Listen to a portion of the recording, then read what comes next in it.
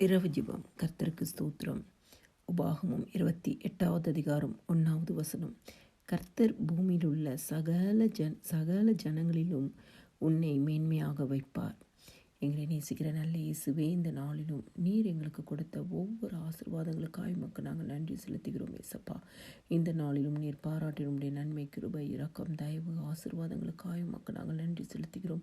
உம்முடைய காரணம் எங்களை பெரியவனாக்கினதற்காய் நன்றி செலுத்துகிறோம். நீர் எங்கள் வலப்பக்கத்தில் நிழலாய் இருந்ததற்காய் நன்றி செலுத்துகிறோம்.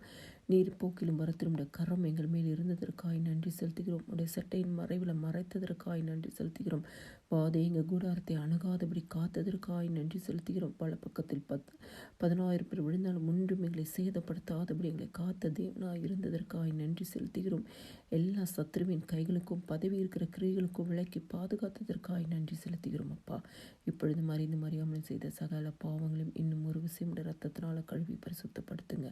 அதிகாலை எழும்பியுமை பாடி மகிமைப்படுத்தி வேத வசனத்தை தியானிக்க எங்களுக்கு கிருபை கொடுங்க. காலைதோறும் கிருபைகள் புதியவைகளாக இருக்கிறது. ஒவ்வொரு குடும்பத்தையும் புதிய கிருபையினால் நிரப்புங்க ஏசப்பா.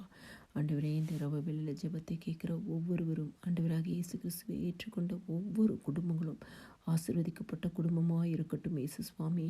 கர்த்தர் பூமியில் உள்ள சகல ஜனங்களிலும் உன்னை மேன்மையாக வைப்பாருன்னு சொன்னது போல் ஆண்டவரே, நீங்கள் ஆண்டவரே ஒவ்வொரு குடும்பங்களையும் மேன்மையாக வைங்கப்பா. எல்லா குடும்பங்களையும் உயர்த்தி கனப்படுத்தி மேன்மைப்படுத்தி ஆசீர்வதிங்கப்பா. எல்லா துதியும் கனமும் மகிமையும் ஸ்தோத்திரமும் என் ஆண்டவராக இயேசு கிறிஸ்து ஒருவருக்கே செலுத்துகிறேன். ஆமென்.